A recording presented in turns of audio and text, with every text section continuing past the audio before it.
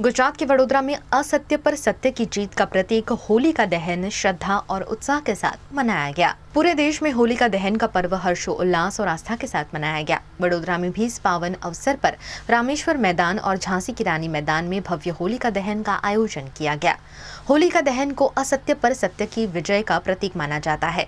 पौराणिक मान्यता के अनुसार भगवान विष्णु भक्त प्रहलाद की रक्षा के लिए प्रकट हुए थे और इसी विश्वास के साथ भक्त इस पर्व को श्रद्धा से मनाते हैं। कार्यक्रम के दौरान आसपास की विभिन्न सोसाइटियों से बड़ी संख्या में श्रद्धालु एकत्रित हुए। लोगों ने विधि विधान से होलिका माता का पूजन अर्चन किया और अग्नि की परिक्रमा कर परिवार की सुख समृद्धि की कामना की।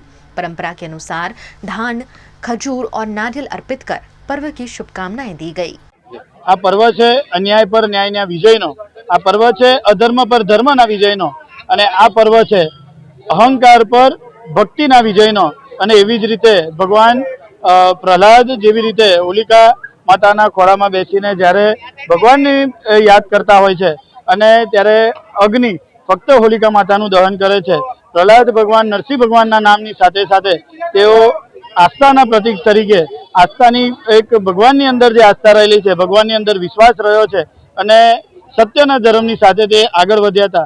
एवी ज रीते आज आपणे विस्तारनी अंदर अलग अलग जग्याए होलिका दहननुं जे आयोजन करवामां आव्युं छे अने आजना दिवसे अमे रामेश्वर युवक मंडळ अने रामेश्वर महादेव मंदिरना प्रांगणनी अंदर जे होलिका दहननुं जे आयोजन कर्युं छे, अमारा कार्तिक दादा तेमनी समग्र रामेश्वर युवक मंडळनी युवानोनी टीम तमाम जे वडीलो छे तेमने पण आजना दिवसे खूब खूब आभार मानु छुं के होलिका दहन पर्व निमित्ते अहींया मने पूजानी अंदर अहींया दर वखतनी जेम आ वखते पण जे लाभ मळ्यो छे ए बदल तमाम रामेश्वर युवक मंडळनो खूब खूब आभार मानु छुं।